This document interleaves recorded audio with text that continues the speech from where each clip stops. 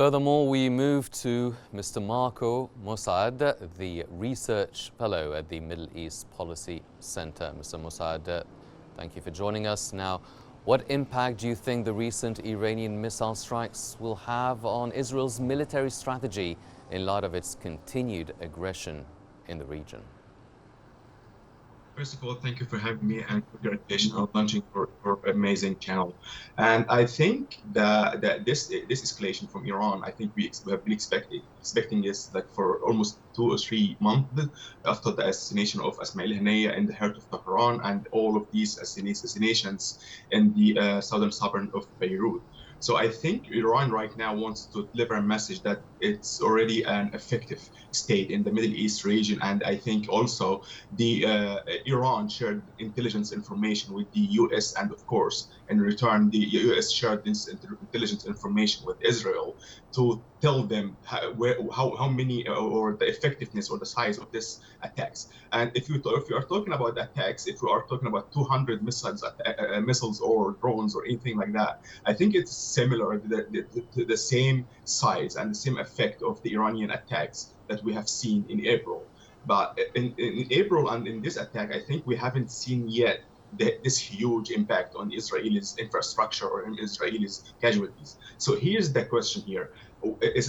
Of course, it's a matter of like the effectiveness, or it's a matter of the size of this attack. But what comes next? And also, if Iran has succeeded in achieving the like massive destruction in Israel, or like this attack caused many casualties. And I think if this attack caused many casualties, and also if it caused that massive destruction in Israel, here's the thing, here's the question, that we will go to a wider war or the direct war with Iran. And of course, that would be like Iran and versus Israel and the United States of America. So I think we have to wait a little bit to assess the situation right now. If this sorry, and if this attack caused like a huge destruction or like many number of casualties, and I think this is the red line of Israel, because Israel, of course, will not need any casualties that caused by the Iranian missiles that would diminishes the idea of Israel like protecting its national security and protecting its region.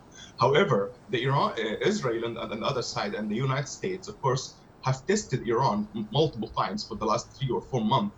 And like we're talking about like starting from the assassination of Ismail Haniyeh, assassination of all of these leaders of Hezbollah in the heart of Beirut, and also the hacking of Beja's devices and all of these devices in the secret communication of Hezbollah. So they have tested Iran, and Iran has not responded yet. And now Iran is about to respond about like the killing of the assassination of Ismail Haniyeh. So I think Israel has like also received positive messages from Iran through the United States or through the West that Iran is not serious to have this broadened war or to have like a direct confrontation with Israel. That's why we're seeing Israel as like escalating, and they're doing what they need to do to just protect their territory. And of course, it's against like international law, it's against like the international establishment.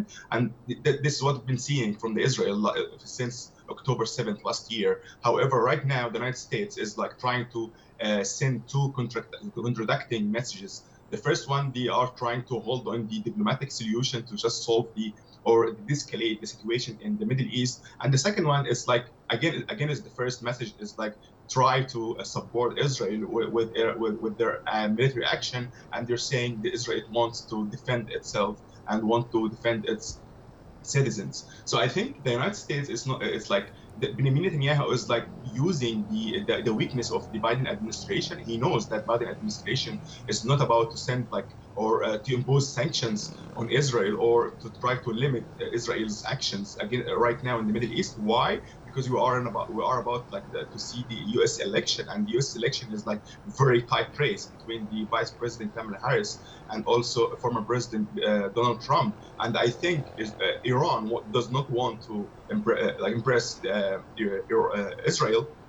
Sorry, Iran does not want to like put like Kamala Harris or the Biden administration in a very weird situation. That's why we have seen that Iran didn't want to open like open fire or open like a direct confrontation with Israel. But right now, they are in the place that they need to defend themselves, they defend their reputation in the Middle East, and also defend their reputation in their proxies. Right now, Iran wants to send this message, and I think what Iran did today, like a few minutes ago, it's not a serious damage. It will not cause a serious damage, but just like a emotional retaliation against all of this assassination. And I think this is like very tight calculated, because Iran does not want to have this confrontation with Israel right now. That's why I'm telling you, we have to wait a little bit just to assess the situation. And if it's really very bad or effective attacks against Israel, then it will have like, we will have like another scenario. We will be talking about like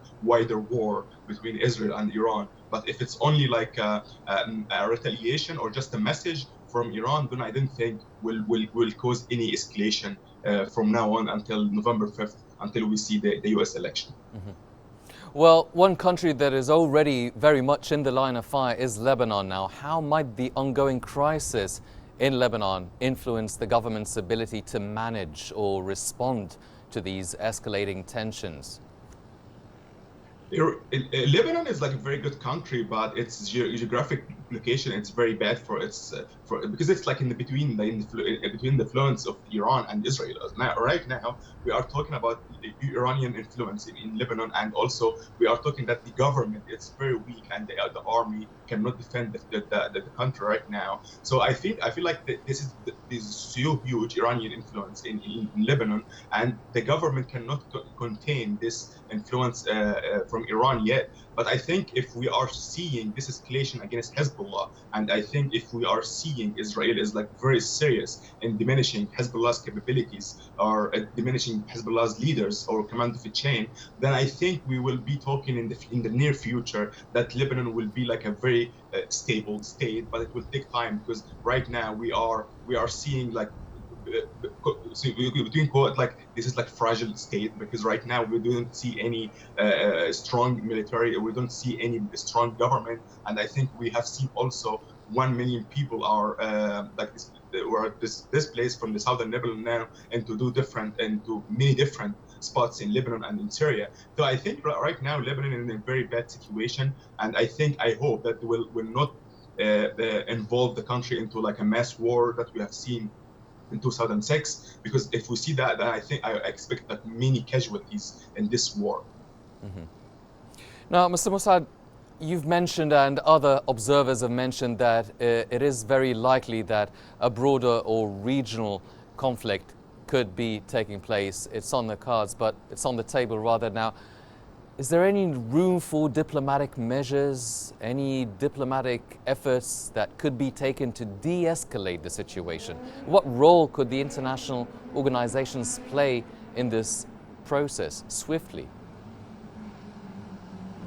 Yeah, if we're talking about the diplomatic solution, I think we are talking about the French and the American proposal that seek the ceasefire, and I think that was proposed to the Israeli government in front of the United Nations General Assembly on Wednesday, and there were messages from the Israeli Prime Minister office that they were leaning towards it, and they want to have this or to achieve this ceasefire through this American and French proposal. And after 2 days, we were seeing that the Israeli government, or the Israeli Prime Minister, sent different messages that he doesn't want to have a ceasefire in Lebanon, and he needs to achieve all of the military gains that he wants to see on the ground. So I think that the whole international system right now, or if we are talking about the US and the French government, they are working tirelessly just to achieve this ceasefire. But I don't think there is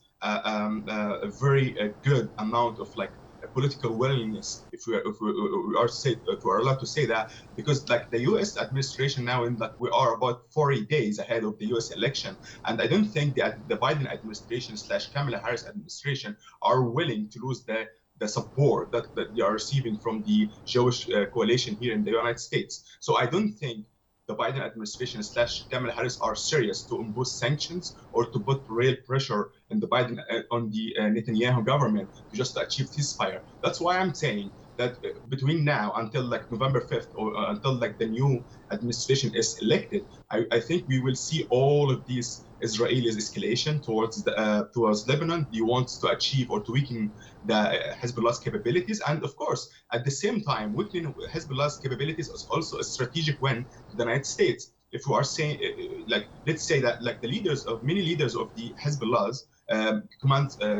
military command of chief, I think they are in the list of the U.S. terrorist list. So I think this is also another strategic win to the United States of America. So between now until like November 5th, until the new administration is elected, we will see these escalations, like these attacks here and there from Israel, either in Lebanon, in Gaza, in West Bank, and also in Yemen, as we have seen in the last 2 days, until we have a new administration is elected. And until then, I think from now on until then, Benjamin Netanyahu wants to achieve military gains till the administration is elected, and then he will start like really a ceasefire negotiation or the deal. But he wants to achieve or secure this military gains first, and then to improve his steps or his location when it comes to the negotiation. And he wants also to put like as much pressure as he can on Hezbollah to listen to or to put pressure to listen to the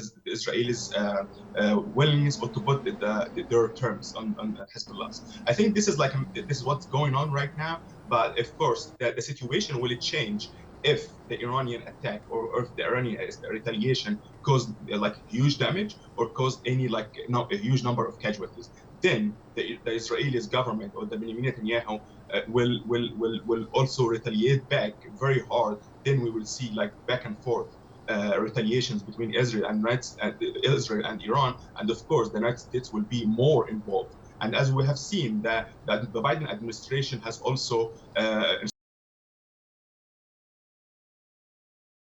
in the Middle East, and we have seen this all of this like since in the last 2-3 months.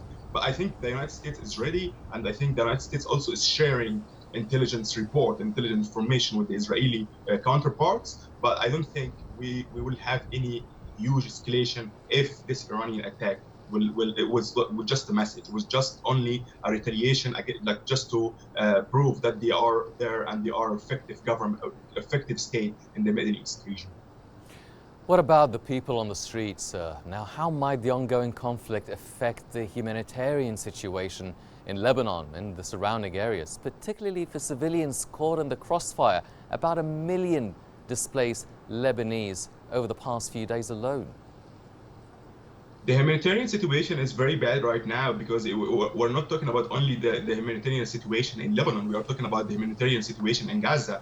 Since like almost a week or 10 days, we have not mentioned Gaza in the media. And I think this is like a strategic win for the Benjamin Netanyahu. He switched all attention and all of the coverage from Gaza now to Lebanon. I think right now in Lebanon, like we are talking about more than 1 million displaced people from the southern part of Lebanon into like Syria or into different part of Lebanon. And I don't think Hezbollah was able to secure their food, they secured their water, they secured their medicine, they secured their shelters. I think they are out of nowhere, and they don't have any support from the government, because the government is trying to figure out the way how they contain the situation right now, but without having the resources. And also, as we have seen yesterday or before yesterday, when the French foreign minister, he came and with like 50 tons of like medical supplies. I think Lebanon needs more than that. But I think the humanitarian situation will be